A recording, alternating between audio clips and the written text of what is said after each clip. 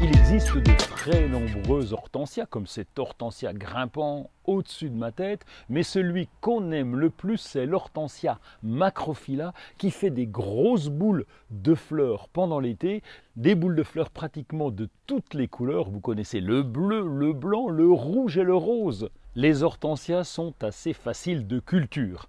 Ils aiment avoir un arrosage régulier, en particulier pendant la canicule. C'est pour ça qu'il faut bien pailler le pied et arroser copieusement la première année.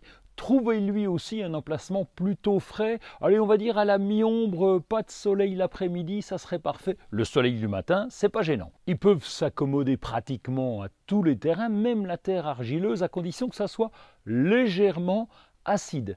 Par contre, pour les hortensias bleues, il est préférable de les mettre en terre de bruyère, et si vous avez un terrain calcaire, eh bien il est préférable de les mettre en pot pour garder cette couleur bleue. Dans certaines régions, on va les tailler au printemps, surtout s'il fait froid. En hiver, les fleurs fanées vont protéger les tiges. Par contre, dans d'autres régions plus clémentes, comme la Bretagne, eh bien on va tailler à l'automne, juste après que les fleurs soient fanées. On coupe les fleurs fanées juste au-dessus d'un bourgeon déjà formé. On va enlever le vieux bois qui n'a plus de bourgeons et on ne va pas tailler trop sévèrement. Pourquoi? Parce que les fleurs arrivent sur le bois de l'année précédente. Vous pouvez planter l'hortensia en pot à condition que le pot fasse au moins 40 cm de profondeur. Vous pouvez le planter directement en terre de bruyère. N'oubliez pas un bon drainage dans le fond du pot et surélever le pot pour que l'eau s'évacue facilement. Et puis bien l'hiver, eh bien